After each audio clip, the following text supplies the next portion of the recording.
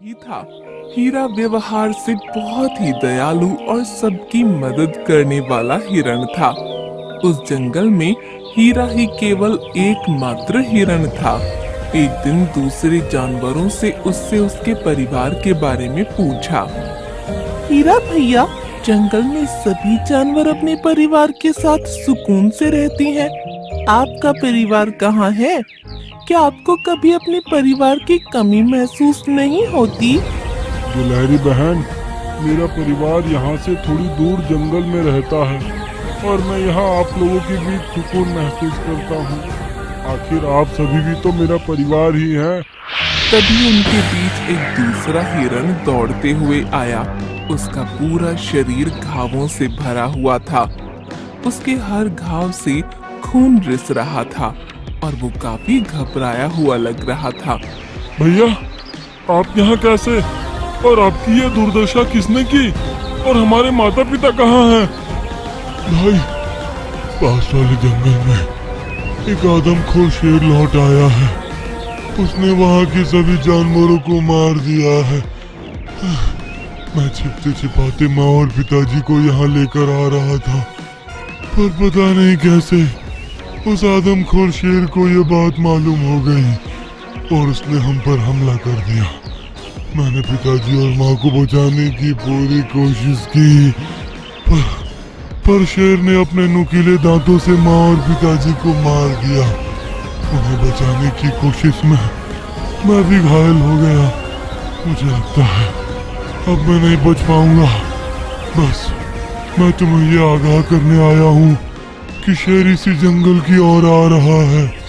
सभी को अपनी सुरक्षा का इंतजाम पहले ही कर लेना चाहिए। ये बोलकर हिरण ने वहीं अपने प्राण त्याग दिए। सभी जानवर हिरण की बातें सुनकर खौफ में आ गए। अपने पूरे परिवार को खो देने के बाद हीरा बिलख बिलख कर रोने लगा। मेरे परिवार को जिस शेर ने खत्म किया है, मैं उससे बदला लेकर रहूंगा। हीरा अपने परिवार का बदला लेने के लिए दूसरे जानवरों के पास सहायता मांगने गया, लेकिन सभी ने उसकी मदद करने से मना कर दिया। नहीं नहीं हिरन भाई, हम शेर से लड़ने की मूर्खता कैसे कर सकते हैं? जंगल के सभी जानवरों ने जंगल से दूर भाग जाने का निर्णय लिया है, और अगर तुम्हें शेर से लड़ने का इतना ही शौक है तो तुम खुद ही शेर के पास क्यों नहीं चले जाते? हम सभी को भागने के लिए थोड़ा और समय मिल जाएगा। किसी भी जानवर ने हीरा की बातें सुनना भी नहीं चाही और सभी धीरे धीरे जंगल छोड़कर जाने लगे। हीरा को मालूम हो गया था कि अब उसे अकेले ही शेर से निपटना होगा। मैं शेर से बल से जीत नहीं सकता। मुझे उसे अपनी बुद्धि से ही हराना होगा। हीरा शेर की तरफ चल पड़ा और कुछ ही दूरी पर उसे शेर एक पेड़ के नीचे आराम करते हुए मिला। वो हीरा की माता पिता के शव के पास बैठ उनकी हड्डियां चबा रहा था। वाह, इस जंगल के जानवर तो बड़े बेवकूफ हैं। खुद ही चलकर मेरे पास आ गए हैं। हाँ राजा जी, आप बिल्कुल सही बात कर रहे हैं। अरे जंगल के सारे जानवर मूर्ख हैं। जब इतना ताकतवर शेर यहाँ बैठा है तो हमें किसी और शेर की गुलामी करने की क्या जरूरत है? अगर किसी का भोजन ही बनना पड़े तो मैं चाहूंगा कि मैं किसी ताकतवर शेर का भोजन बनूं। हाँ, क्या कहा तुमने? जिस जंगल में जाने वाला हूँ वहाँ पर पहले से ही एक शेर है। हाँ, बहुत ही ताकतवर और खूंखार, पर मुझे पूरा विश्वास है कि आपके सामने वो कुछ भी नहीं है। मैंने आपके चर्चे जंगल के बहुत से जानवरों से सुने हैं। हाँ, तुम बिल्कुल ठीक कह रहे हो। मैं आज ही चल के उसे खत्म कर दूंगा, जिसके बाद मैं दोनों जंगल का राजा बन जाऊंगा। हिरन भाई, मुझे जल्दी वहाँ ले चलो। और हीरा हिरन उसे रास्ता बताता हुआ ले जाता है। दोनों रास्ते में जा ही रहे थे कि वहाँ उन्हें खाली तालाब दिखता है। देखिए राजा जी, ये खाली तालाब उस शेर का ही काम है। उसे एक बार बड़ी प्यास लगी थी, जिसके बाद उसने एक ही बार में पूरे तालाब का पानी पी लिया था। क्या वो सचमुच इतना बड़ा है? उसने पूरे तालाब का पानी एक ही बार में पी लिया है? हाँ, ये सच है, पर मुझे आप पर पूरा भरोसा है कि आप इससे कहीं ज्यादा पानी पी सकते हैं। रास्ते में बहुत सारे जानवरों के कंकाल पड़े थे। उन्हें देखकर हीरा शेर से बोला, देख रहे हैं राजा जी, ये सब उस शेर की एक समय की खुराक है, पर मुझे पूरा विश्वास है कि इतना भोजन तो आपको नाश्ते के लिए ही कम पड़ता होगा। शेर ये बात सुनकर और भी भयभीत हो गया, पर वो हिरन की बातों में हाँ भरे जा रहा था। इसके बाद दोनों आगे की ओर बढ़ने लगे और एक पर्वत के पास पहुंच गए। तभी पर्वतों से बड़े बड़े पत्थर आकर गिरने लगे। राजा जी, वो शेर यहीं इन पर्वत की गुफाओं में रहता है और जब भी अंगड़ाई लेता है पर्वतों से बड़े बड़े पत्थर गिरने लगते हैं। क्या वो सचमुच इतना ताकतवर है? होगा, अरे पर मुझे पूरा विश्वास है। चलिए, मैं आपको उसकी गुफा तक ले चलता हूँ। शेर अभी और भी भयभीत होने लगा था। हिरण शेर को एक गुफा के दरवाजे तक ले आया। चलिए राजा जी, अपनी पूरी ताकत के साथ उस शेर को ललकारिए। शेर इतना डर चुका था कि उसके मुंह से आवाज ही नहीं निकल रही थी। उसे लग रहा था कि इतना बड़ा शेर अगर मुझ पर आ झपटा तो मैं आज ही मारा जाऊंगा। पर उसे इस बात का डर भी था कि हिरण के सामने उसकी बेइज्जती ना हो जाए। उसने अपनी पूरी शक्ति लगाकर दहाड़ लगाई। उसकी दहाड़ गुफा से टकराकर दोगुनी होकर लौट कर आई और ये सुनकर शेर वहां से भाग निकला और भागते भागते शेर की पूंछ झाड़ियों में अटक गई। शेर के दिमाग में बड़े शेर का खौफ गूंज रहा था। उसे ऐसा लगा कि बड़े शेर ने उसे जकड़ लिया है। शेर की घबराहट की वजह से उसकी सांस फूलने लगी और कुछ ही मिनटों में शेर के प्राण निकल गए। हमें बहुत भूख लगी है। बच्चों, अभी घर में थोड़ा ही अनाज बचा है। मैं अभी थोड़ी ही देर में अनाज लाने के लिए बाहर जाऊंगी। तब तक तुम वो अनाज खा लो। ठीक है मम्मी। लाडो बच्चों को वो अनाज दे देती है। बच्चों, अनाज खाने के बाद तुम दोनों पढ़ाई के लिए बैठ जाओ। मैं अभी अनाज लाने के लिए बाहर जा रही हूँ। मुझे आने में देर हो सकती है। मेरे जाने के बाद तुम अंदर से दरवाजा लगा लेना और जब तक मैं वापस नहीं आती तब तक किसी के लिए भी दरवाजा मत खोलना। ठीक है मम्मी, अपना ख्याल रखना। Bye bye. लाडो अपने घर से निकल पड़ती है। लाडो के जाते ही बच्चे अंदर से दरवाजा लगा लेते हैं। अरे ओ मेरे कामचोर पति, जरा कंबल से बाहर आ जाओ और बाहर जाकर कुछ खाने के लिए लेकर आओ। मेरे पेट में चूहे दौड़ रहे हैं। मेरा नहीं तो कम से कम अपने बच्चे का तो सोचो। एक तो खाने के लिए अनाज नहीं है और ऊपर से ये टूटा फूटा घर। सारी ठंडी हवा यही घोंसले में आ रही है। कालू कंबल से बाहर आ जाता है। अरे जा रहा हूँ मेरी माँ, इस घर में मेरी कोई इज्जत ही नहीं है।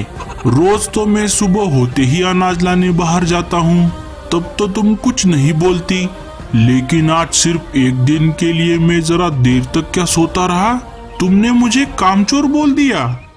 कालू गुस्से में अपने घर से निकल पड़ता है।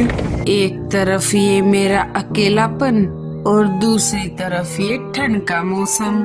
ये गोबर का घोंसला किसी काम का नहीं है। अकेले जिंदगी जीना कितना मुश्किल होता है। सुबह उठने से लेकर रात को सोने तक सारा काम अकेले ही करना पड़ता है। काश मेरे भी बच्चे होते, मेरे बुढ़ापे का सहारा बनते। बाहर जाकर कुछ खाने को लेकर आती हूँ। मीनू मौसी भी अनाज लाने के लिए बाहर आ जाती है। अरे कालू भैया, आप इतनी ठंड में बाहर क्यों बैठे हो? अरे क्या बताऊं लाडो, मैं आराम से कंबल ओढ़कर घर में आराम कर रहा था। वैसे तुम बताओ, तुम कहाँ जा रही थी? मैं भी अनाज लाने के लिए बाहर आ गई थी। वो दोनों बातें कर ही रहे थे, तभी उन्हें मीनू मौसी भी वहाँ से जाती हुई दिखाई दी। मीनू मौसी, ओ मीनू मौसी, इधर देखिए। मीनू मौसी भी उन दोनों के पास आ जाती है। अरे लाडो और कालू, तुम दोनों यहाँ पर कैसे? हम दोनों अनाज लाने के लिए बाहर आ गए हैं। आप बताओ, आप कहाँ जा रही थी? मैं भी उसी काम के लिए बाहर आ गई हूँ। ये तो बहुत अच्छा हुआ। चलो हम साथ मिलकर अनाज लाने चलते हैं। तीनों वहाँ से निकल पड़ते हैं। उड़ते उड़ते वो तीनों बहुत दूर आ गए थे। तभी उन्हें एक जगह पर अनाज का खेत दिखाई देता है। वो तीनों नीचे आ जाते हैं। वाह वाह वाह वाह, कितनी अच्छी फसल है। अब तो मुझसे रहा नहीं जा रहा। अरे अरे मीनू मौसी, ये क्या कर दिया आपने? अरे क्या करूँ कालू, मुझसे रोका नहीं गया। अब मेरी उम्र हो गई है ना, तो ऐसा मेरे साथ अक्सर होता है। अरे साथियों, अब जल्दी से जितना हो सके उतना अनाज जमा कर लो। अब हमें यहाँ से चलना चाहिए। इस खेत का मालिक कभी भी यहाँ पर आ सकता है। तभी मीनू मौसी उन दोनों से कहती है, अरे दोस्तों, क्या हम थोड़ा रुक सकते हैं? मैं बहुत थक गई हूँ। थोड़ा आराम करके फिर से निकलेंगे। ठीक है मीनू मौसी। तीनों पास वाले बस्ती के पेड़ पर आकर रुक जाते हैं। अरे यहाँ पर तो पीने के लिए पानी भी है। अच्छा हुआ, मुझे बहुत प्यास लगी है। अरे वाह, कितना मीठा पानी है। भला हो उसका जिसने भी ये पानी यहाँ पर रखा। अरे मीनू मौसी, यहाँ पर पास में ही एक इंसानी बस्ती है ना, तो किसी इंसान ने ही यहाँ पर ये पानी रखा होगा। उसने देखा वहाँ पर एक जगह कुछ इंसान मिलकर अपना घर बना रहे थे। अरे ओ कालू, क्या हो गया? तू कहाँ पर खो गया? अरे मीनू मौसी, वो देखो, वहाँ पर कुछ इंसान अपना घर बना रहे हैं। हाँ, मुझे दिख रहा है, लेकिन इसमें इतना चौंकने वाली क्या बात है? मैंने इंसानी घर तो बहुत देखे हैं, लेकिन बनाते हुए पहली बार देख रहा हूँ। अरे बाप रे, मुझे तो ये सब पता ही नहीं था। कैसे पता चलेगा? तू इंसान थोड़ी ना है। वो तो मेरा और लाडो का बचपन इंसानी बस्ती में बीता है, इसीलिए हमें ये सब पता है। अरे साथियों, हम तीनों बहुत देर से बाहर हैं। हमारे घोंसले यहाँ से बहुत दूर है। मेरे बच्चे घर पर अकेले हैं। अब हमें वापस अपने अपने घर जाना चाहिए। तीनों वहाँ से अपने घर की तरफ लौट पड़ते हैं। घर आते आते उन्हें रात हो गई थी। बहारो फूल बरसाओ, मेरा महबूब आया है, मेरा महबूब आया है। अरे, अनाज लाने गए थे या उगाने गए थे?